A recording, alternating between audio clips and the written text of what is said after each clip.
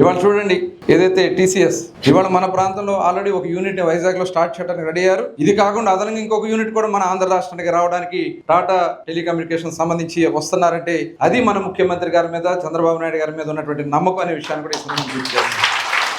ఇలా వచ్చినటువంటి ప్రతి అవకాశాన్ని మనం సద్వినియోగం చేసుకోవాలి. ఇవాళ అన్ని రంగాల్లో కూడా మనకి మైనింగ్ డిపార్ట్మెంట్ ఉంది. నేను చేసినటువంటి మైనింగ్ డిపార్ట్మెంట్ చాలా అవకాశాలు ఉన్నాయి. మన జస్ట్ రా మెటీరియల్ మాత్రమే తీస్తున్నారు, రా మెటీరియల్ మాత్రమే ఎక్స్పోర్ట్ చేస్తారు.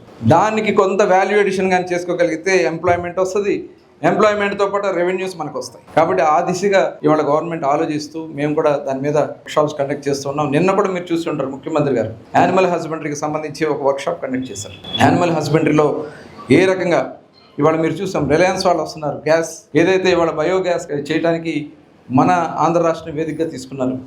ఇలా చాలా అవకాశాలు మీరు కూడా ఇన్నోవేటివ్గా ఆలోచించాల్సినటువంటి అవసరం ఉంది. ఇవాళ ఆ డ్రోన్స్ మీద మనం ఎలా చేయొచ్చు, ఇవాళ చాలా రకాలైనటువంటి అవకాశాలు ఉన్నాయి. ఇవాళ చదవాలంటే మనం ఎక్కడికో వెళ్ళి లైబ్రరీకి వెళ్ళి ఎత్తుకోవాల్సిన అవసరం లేదు. ఇవాళ నెట్లో కొడితే ఏది కావాలంటే ఇన్ఫర్మేషన్ వస్తుంది. ప్రతి ఒక్క యువకుడు, ప్రతి ఒక్క ఆడబిడ్డ నేను కోరుతా ఉన్నా, మీరు కష్టపడండి. సెల్ ఫోన్స్ని వేరే దానికి వాడద్దు, మంచిదానికి వాడండి. తద్వారా మీలో టెక్నాలజీని పెంచుకోండి, మీలో ఆలోచనలు పెంచుకోండి. దానికి ఏ సపోర్ట్ కావాలన్నా సపోర్ట్ చేయడానికి మేము ముందుంటాం.